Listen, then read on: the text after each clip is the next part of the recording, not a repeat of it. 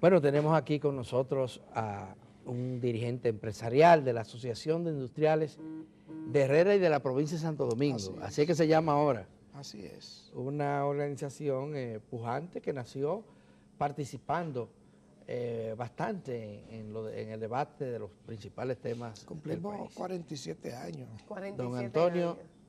47 años ya tiene. Sí, la y asociación. cambia el nombre ahora, porque va a ser a nivel nacional, se le va a añadir una N, excúsenme la gripe. Sí, sí. Se va a llamar Asociación Nacional de Empresas e Industrias Herrera, ANIH. Bueno, pero no estará en contradicción con la Asociación de Industria que existe acá. No, es una asociación más a nivel nacional. Una asociación más a nivel nacional. Bueno, tenemos que preguntarle en primer plano lo que está pasando en el país, cuál es la posición de ustedes como empresarios sobre estos escándalos de corrupción que tenemos y que están acaparando el debate nacional, como es el caso de Odebrecht, el caso ahora de Félix Bautista. ¿Qué piensan ustedes con relación a la corrupción y la impunidad que nos está afectando a los dominicanos y dominicanas? Bueno, buenos días, gracias por la invitación. Más un día como hoy, tan especial, donde cada uno de los dominicanos deberíamos quitarnos el sombrero ante el sacrificio de tanta gente en el año 1959. Yo pienso que un pueblo que no recuerda a sus grandes muertos y sigue su ejemplo es un pueblo que anda mal. Yo pienso que la gente, el ser humano, que lo primero que aprecia es su vida, y cuando es capaz de dar esa vida por el bienestar de otra gente, de un pueblo, entonces pienso que son gente que, al igual que Jesucristo, hay que venerarla permanentemente y hay que seguir su ejemplo y hay que practicar ese desprendimiento todos los días. Así que hoy es importante tener eso presente, que nuestros grandes muertos nunca se nos olviden, para nosotros poder tener una práctica al presente conforme a las actuaciones de ellos. Muy bien, y le preguntaba lo de el tema cómo afecta la vida económica y empresarial esto de la impunidad y la corrupción. La semana pasada de hacer un primer estudio donde decíamos que la corrupción se estaba llevando en los últimos años cerca de 500.000 millones de pesos. 500.000 pesos por año. 450.000 millones en los últimos 8 o 10 años, estamos hablando de 62.000 millones al año, y solamente estábamos calculando ahí las compras del Estado, gastos corrientes, no estábamos calculando gastos de capital ni sobrevaluaciones de obras. La corrupción es un mal que es sistémico en este país y se debe, a nuestro entender, y eso estamos sumamente convencidos, se debe a que nosotros no hemos podido construir institucionalidad, no hemos podido construir democracia. A partir del año 61, cuando la dictadura fue decapitada, se intentó abrir un proceso democrático, fue fallido, y todo ese proceso democrático fueron siguiendo fallido. Al 65 la intervención norteamericana truncó ese proceso, Balaguer, después la traición de los llamados demócratas liberales con ese proceso. Todo el mundo reprodujo, todos los partidos liberales y demócratas reprodujeron las mismas actuaciones del pasado autoritario, y eso tiene que ver mucho con el problema de sustituir las instituciones por las personalidades. Entonces, los pueblos se dan reglas de convivencia, se dan reglas de actuación. Cuando esas reglas se rompen, que son las instituciones, entonces se vuelven un caos. Entonces no hay quien audite, no hay quien sea capaz de cumplir las más mínimas leyes, ni quien la haga cumplir. Entonces vivimos un estado permanente de permisividad y un estado permanente de impunidad. Y los pueblos no avanzan así. Por más crecimiento que nosotros tengamos, no vamos a avanzar si no resolvemos el problema de la corrupción. Además, el problema de la corrupción te ahuyenta las inversiones internas de este país porque te crea inseguridad jurídica, te ahuyenta las inversiones extranjeras, Sin embargo, te sube la inflación, sin embargo, don Antonio, te sube la desigualdad que tenemos en este país. sin embargo, en los últimos años, que es cuando más denuncias de corrupción hemos tenido, hemos estado apabullados de denuncias de corrupción, de un escándalo pasamos a otro escándalo, pese a esto que se ha estado dando en la República Dominicana, se reporta estabilidad macroeconómica, inflación moderada, casi nula, Trujillo crecimiento económico. Trujillo tuvo mucho crecimiento económico. En la última década de Trujillo tuvo un crecimiento de un 7%. Pero ¿cómo se explica esa situación? Bueno. Porque usted habla de que se puede ahuyentar las inversiones tanto locales como extranjeras y sin embargo eso no está ocurriendo. Bueno, es que eso depende cómo se dé ese crecimiento y a partir de qué se dé ese crecimiento y a partir de quiénes son los que crecen. Y quiénes son los que crecen, ¿usted entiende? Por ejemplo, si usted me dice, bueno, las remesas crecieron un 14% en estos primeros 4 meses. Claro, las remesas no son más que el sacrificio, el sudor y la sangre de los dominicanos y dominicanas que hemos expulsado económicamente de este país porque no tienen espacio para crecer y desarrollarse en este país. Entonces ahí eso creció un 14%. ¿Usted cree que eso desarrolla? No. Por ejemplo, el otro crecimiento que se reporta el turismo es el de la zona franca y el del turismo. Son 2 renglones que impactan poco en esta economía, pero sin embargo los números te lo dan que estamos creciendo. Ahora bien, mira a ver cuál es el impacto en el empleo, el impacto en la movilidad social de la gente. 0. Mire, nosotros recibimos mensualmente allá en la oficina de la asociación 2 y 3 inversionistas extranjeros con quejas de que le han puesto trabas y le han querido cobrar coima por establecerse aquí en el país. Y algunos de ellos optan por no hacer sus inversiones. Y eso lo vimos nosotros a diario, eso nadie nos lo cuenta. Usted está refiriendo, ¿verdad?, extranjeros que se ahuyentan de las presiones, de los pagos por debajo de la mesa, claro, de las presiones. Inclusive, pero ¿cómo afecta esta situación, esta debilidad institucional o este colapso de la institucionalidad y esta corrupción organizada desde el mismo Estado? Mire, ¿cómo afecta al día a día del que quiere producir en este país, del empresariado? Mire, afecta de diversas maneras. Siempre la corrupción va a tener una afectación económica, aunque la gente no lo vea así. La corrupción tiene siempre una afectación económica. Mire, el 97% de los sectores empresariales son pequeños, medianos y microempresarios. Esa gente no tiene posibilidad de entrar en acciones corruptas del Estado con políticos. Entonces, ese sector del sector empresarial se ve en ventaja de competencia con el sector que sí entra en corrupción, que lo tiene todo amarrado. Gracias. Entonces va a una licitación y no la puede ganar porque ya ese que entraba en corrupción lo tiene amarrado. Entonces hay un problema de competencia desleal que lo ayuda a no crecer y desleal. Y a desaparecer. Usted claro. Se está refiriendo a una nueva casta que dicen, que aseguran que se ha formado en República Dominicana, bueno, mira, que son los políticos empresarios, sí, los políticos que se convierten, y no estamos hablando del PLD, estamos hablando de la clase política todos los partidos en general. políticos, de todos los partidos políticos, pero nada más no de esa, porque es que la corrupción no es de este gobierno, o sea, ha sido de todos los gobiernos, ha sido la dictadura, no hemos podido crear bases institucionales sólidas,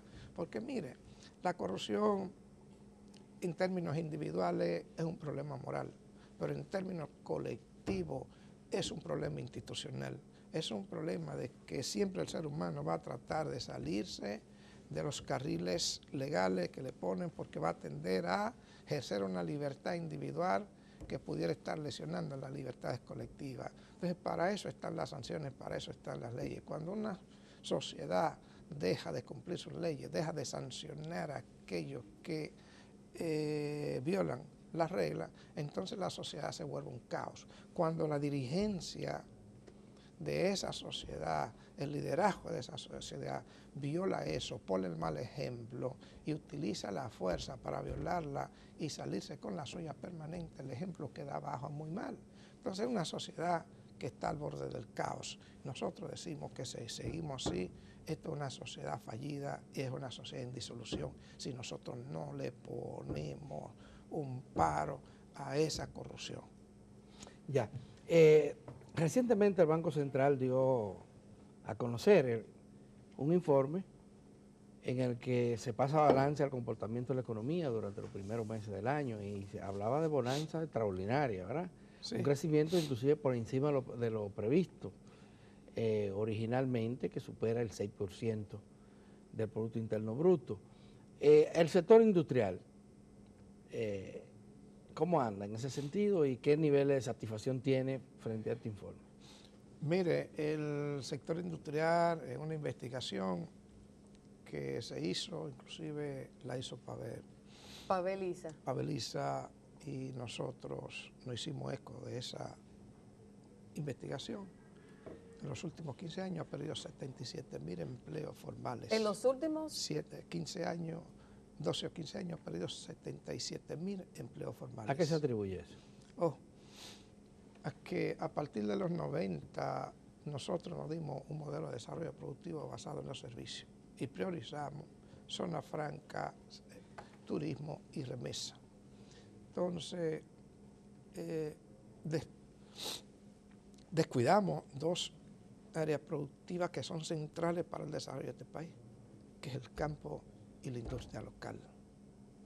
Entonces, nosotros estamos diciendo que para que en este país haya un desarrollo sostenido y un desarrollo en base a la productividad nuestra netamente dominicana, hay que volver al campo, hay que volver a nuestra industria de una forma diferente, con la tecnología que la ciencia que nos está poniendo ahora en el sector manos. industrial no puso, tiene usted razón, resistencia a todas estas políticas que priorizaban las inversiones extranjeras, las exportaciones, que descuidaron la agricultura. Bueno, que eso fue una imposición prácticamente. Recuérdese que en los años 80 nosotros acabamos de salir de un modelo que viene fracasado, un modelo fracasado en los 90 para pagar las deudas que era impagable.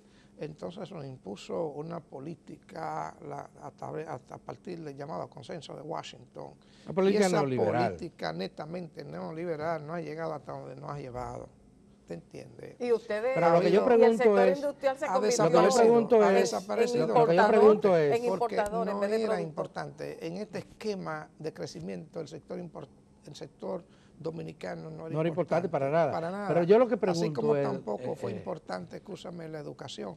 Porque no necesitamos formar gente más que mucama para tender una ropa, más que bartender, más que costurera para pegar un botón en zona franca. Y también descuidamos la formación del dominicano. Algunos de los que cuestionamos parte de esa política, cuando comenzó a implementarse, nos preguntábamos, ¿y qué pasa con aquellos sectores que van a ser los más afectados?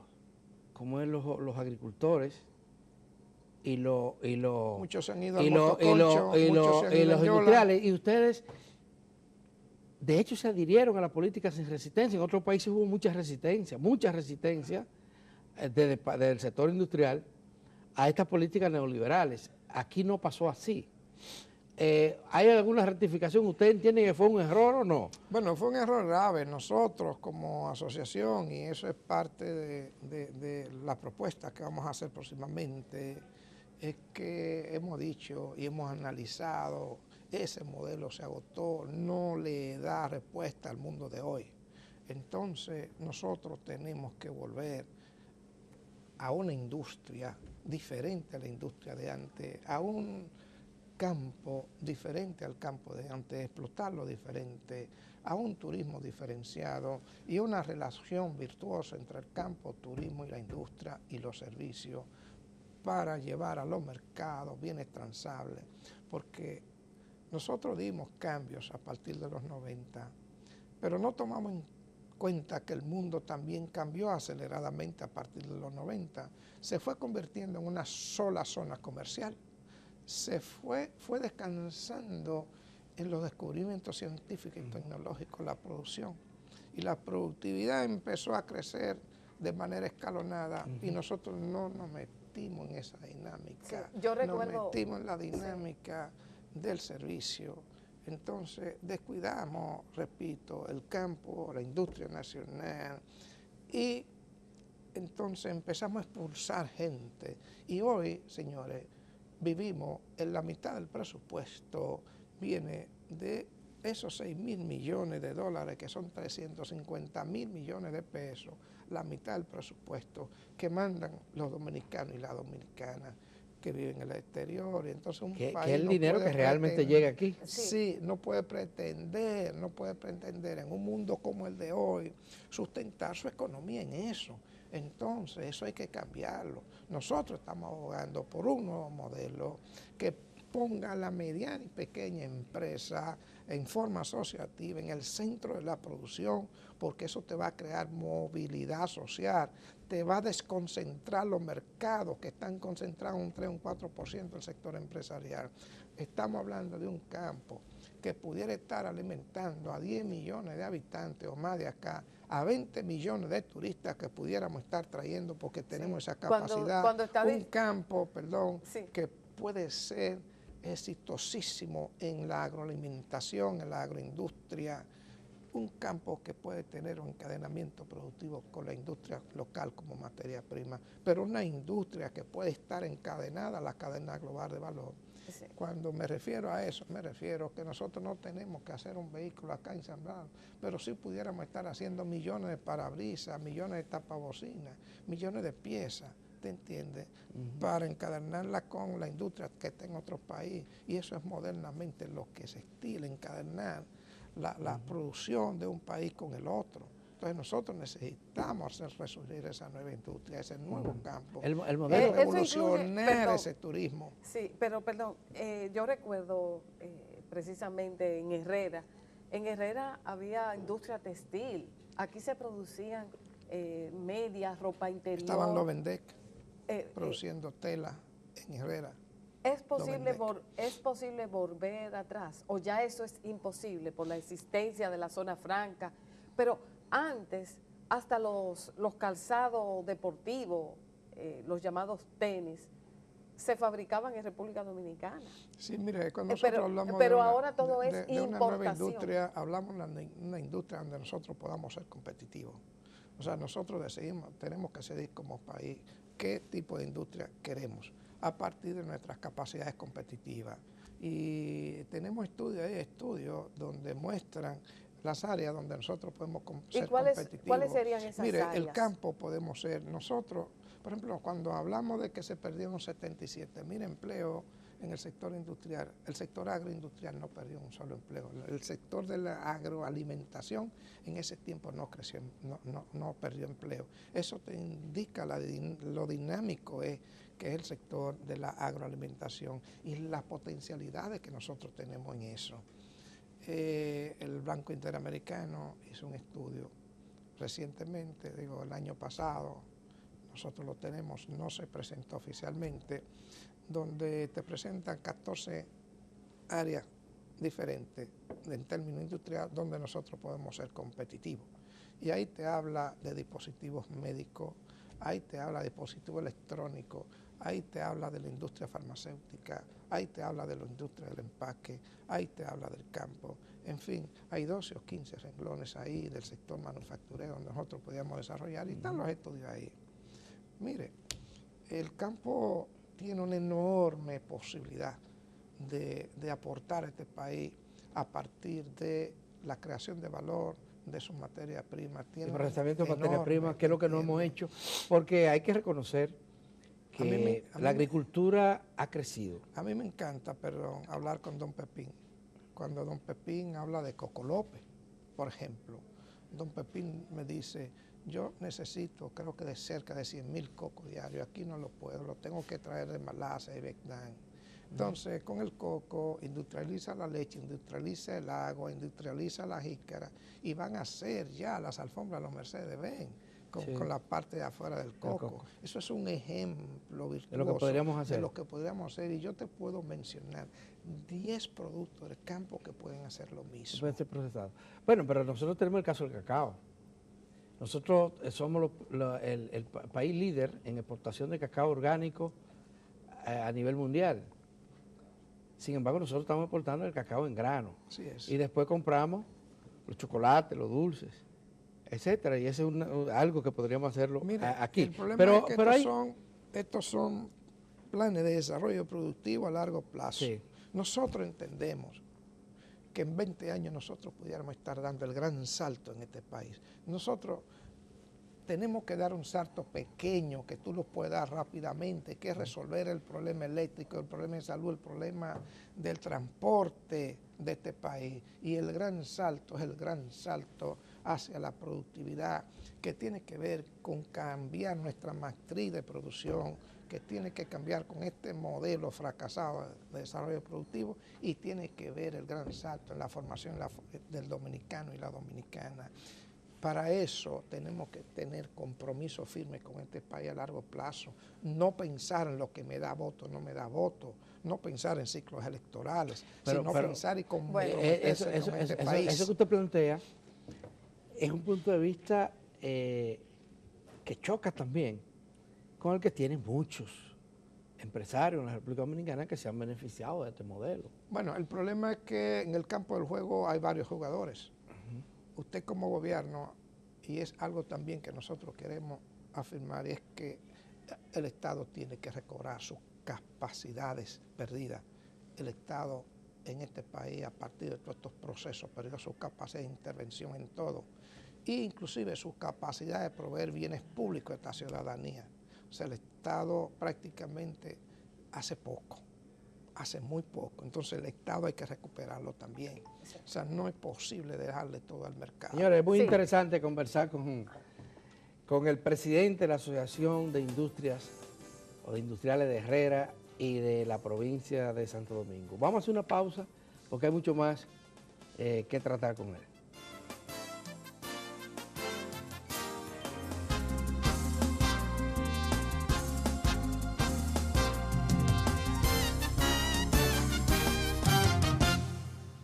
Reanudamos esta conversación con Antonio Taveras Guzmán. Óigame, esos dos apellidos dan moca. Usted es mocano, ¿verdad? 100%. Mi padre y mi madre son de Moca. Sí, bueno, con Toda esos mi apellidos familia, sí. no hay dudas. Pero bueno, retomamos esta conversación y nos quedamos. ¿Qué es lo que hay realmente que cambiar? Que quizás los políticos no suelen hablar con claridad de qué necesitamos aquí. Mira, los dominicanos. aquí hay dos grandes cambios fundamentales y se llevan tiempo. Uno es trabajar en lo político, en la visión política que se tiene, porque las instituciones son hechura de la política y reflejan el comportamiento de los políticos. Entonces, aquí hay que cambiar las instituciones para poder desarrollar este país. Eso es lo primero. Y cuando O sea, usted está diciendo que las instituciones son una retranca, tal como funcionan Bueno, en ahora. este momento, claro que sí, que están siendo una retranca, porque fíjese una cosa, un elemento esencial de la institucionalidad, que es el sistema judicial, no está funcionando. Y el sistema No está legislativo. funcionando, no está funcionando, el Congreso no está haciendo su papel, ¿te entiendes? Entonces, eso hay que cambiarlo. Entonces, nosotros tenemos que retomar el ciclo democrático olvidado. O sea, nosotros tenemos que democratizar esta economía. Y cuando hablamos de democratizar la economía, la sociedad, hablamos de democratizar la economía. Eso es un tema central. Otro tema central es cambiar este modelo de desarrollo productivo, del cual les hablaba hace un rato, que ya está agotado y que aunque ha habido un crecimiento, y es verdad, el Producto Interno ha crecido, pero aquí la movilidad social del dominicano y la dominicana no se ha producido. Aquí en los últimos años este crecimiento ha estado sustentado básicamente en un estímulo al gran consumo de una minoría de la sociedad, y ese gran consumo ha estado sustentado en una capacidad enorme de tomar préstamos a nivel internacional, y ya la economía no da más para eso. Este modelo, aunque se habla del consenso de Washington, que va a producir mucho después, comenzó a instaurarse aquí a partir de la firma de los acuerdos con el Fondo Monetario Internacional en el 1984. Y a partir de ahí... 84 fue abril del 84, y la llamada poblada fue una consecuencia. Una consecuencia, pero lo que se firmó, el acuerdo ya planteaba ahí cómo achicar el Estado, cómo cambiar... sí, porque se buscaba cómo pagar la deuda, para pagar la deuda, para saldar la deuda. Básicamente. Y además adecuar al Estado Dominicano a una nueva... Pero todas las medidas que se tomaron del 80 al 90 fueron fallidas. Las medidas que se tomaron más seriamente fueron después del 90. En los 90, pero el consenso ¿por qué ocurrió, don Antonio, como usted sabrá, alguna resistencia del presidente de turno, que no estaba tan dispuesto a ceder? Sí. Para esto, y finalmente se rinde porque fue él mismo que tuvo que firmar de nuevo. Pero a Leonel Fernández le tocó aplicar toda esa receta. Pero lo que quiero preguntar es lo siguiente: hay muchos estudiosos de estos fenómenos que no se dieron solo en República Dominicana, son fenómenos de América Latina, que plantean que a partir de entonces los gobiernos locales, gobiernos de cada país, incluyendo República Dominicana, un buen ejemplo, se han convertido en administradores de políticas que hacen otros, que se hacen fuera de los países. Aquí han sido los organismos multilaterales los que diseñaron toda esa reforma en los años 90. No hay una sola ley en el país a partir de ahí que no haya obedecido a eso, a la obligatoriedad para firmar un acuerdo con los organismos internacionales. Todo esto. Entonces los gobiernos como que llegan presos de políticas multilaterales en los que ellos no necesariamente participan en su elaboración, la ejecutan. Así es. Cambiar eso no es tarea fácil, don Antonio. Mira, aquí hay dos cosas. Yo pienso que los países tienen que tener la independencia, la suficiente independencia para hacer lo que quiere y no hacer lo que no quiere, a pesar del peso que tiene la geopolítica en estos países. Mire, el proceso de mundialización y globalización de la economía es un proceso que es irreversible, porque es un proceso al cual la humanidad ha llegado por la gran acumulación de capital y por la gran acumulación de conocimiento científico. Ahora, ¿cómo usted se enrola en ese mundo? Ahí es donde usted tiene que ser creativo para no dejarse comer y tragar de ese mundo. Entonces, la tarea de nosotros es, ante la imposibilidad de cambiar este mundo, que es muy desigual y existe una relación de desigualdad en términos de poder enorme también, entonces la tarea de nosotros es cómo vamos a hacer, primero para competir en términos económicos, y por eso la necesidad de cambiar este modelo, porque tenemos que ir a esa única sola zona de comercio a competir para poder sobrevivir como país y poder tener un desarrollo sostenible en el tiempo. Eso es una. ¿Cómo nosotros vamos a lograr cambiar ciertas reglas del juego en esas negociaciones cuando hacemos las negociaciones, por ejemplo, con algunos tratados de libre comercio? ¿Cómo vamos nosotros a cambiar esas reglas que sí podemos cambiarlas? Entonces, ¿cómo nosotros vamos a hacer los acuerdos y la coordinación con algunos países con los cuales nosotros tenemos muchas coincidencias y podemos luchar en bloque, en conjunto? Entonces, de eso se trata. Pero como no podemos cambiar el tema de la globalización, tenemos que ver cómo es que vamos a entrar en ese mundo con éxito. Y nosotros decimos que sí tenemos las capacidades para tener éxito en este mundo de hoy si hacemos los cambios fundamentales que hemos estado hablando en términos económicos, en términos institucionales. Muchos países que han intentado cambiar esta política global no son imposibles. Han tenido dificultades serias. El caso Brasil. Brasil no es solo el tema de corrupción. Brasil no intentó cambiarla. Brasil intentó adecuarse y sacar entrar ventaja en ese mundo, por eso formó los BRICS, sí, para fortalecer una comunidad y darle poder a esa comunidad contra otra comunidad. Entonces, es lo correcto y es lo que nosotros debemos hacer en América Latina.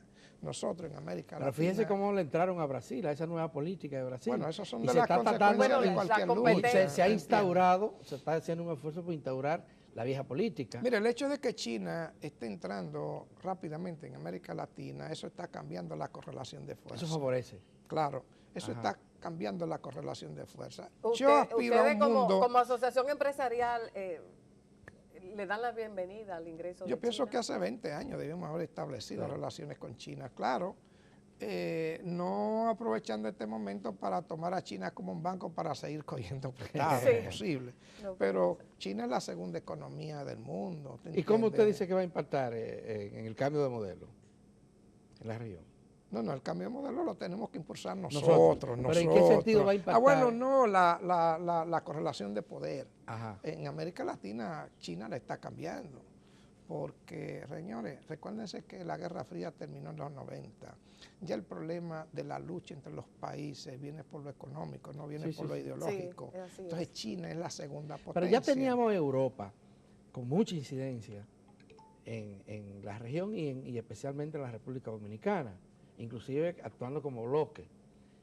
Y Europa ha estado impulsando la misma política de Estados Unidos. Bueno, con menos A agresividad. nivel económico, me con menos refiero. agresividad. Con menos Pero agresividad, mire, pero en lo definitiva... importante es que de toda esta situación, y yo pienso eso, es que va a resultar un Algo mundo positivo. positivo porque los poderes van a estar más separados, más difusos, ¿te entiendes? Entonces, los poderes van a estar menos concentrados Y se en esta zona. comenzará a ver el en esta cambio zona. a partir del 2020 en República Dominicana. ¿Usted tiene esperanza? Cambio acá. Sí. Cambios en la institucionalidad, en la mire. justicia. Yo lo que creo es que este país ya no aguanta más sin hacer los cambios con la profundidad que se requiere. Y usted dice que eso Entonces pasa por lo político. necesitamos un nuevo liderazgo comprometido a corto y largo plazo. Para dar el gran salto en 2 décadas y para dar el salto corto que significa resolver problemas fundamentales para la competitividad, que es lo que yo le llamo el paso corto, que tú lo puedas hacer en 3 años, que el problema de la salud de este país, el problema eléctrico, el problema del transporte, el problema de la seguridad ciudadana. Y la corrupción. Y la corrupción. Son pasos cortos. La corrupción lleva más porque lleva, además de instaurar un sistema de consecuencias a través de unas instituciones más fuertes, conlleva también instaurar una cultura, que eso también se lleva. Me ha tiempo, respondido, ¿se entiende? don Antonio, Sí, bueno. el Bueno, 20... yo Se nos no acabó veo el a nadie tiempo, que se nos esté acabó el tiempo. planteando los cambios que nosotros entendemos que son fundamentales, que tienen que ver con este modelo de desarrollo productivo, esta maestría donde estamos produciendo y el cambio político, ¿entiende? En términos de profundizar la democracia y de acabar con esta herencia autoritaria del pasado que hoy nos pesa demasiado. Bueno, muchísimas Entonces, no gracias. veo a nadie que esté planteando nada diferente. Nosotros desde nuestro sector empresarial lo estamos planteando Sí. y estamos llamando a los políticos a que asuman esos cambios y a ese compromiso con el país a largo plazo. Bueno, pues muchísimas gracias, Antonio Tavera Guzmán, presidente de la Asociación de Empresas Industriales Gracias a de ustedes. Herrera. Gracias a Es muy ustedes. grato escuchar sus análisis y planteamientos. Gracias. Gracias.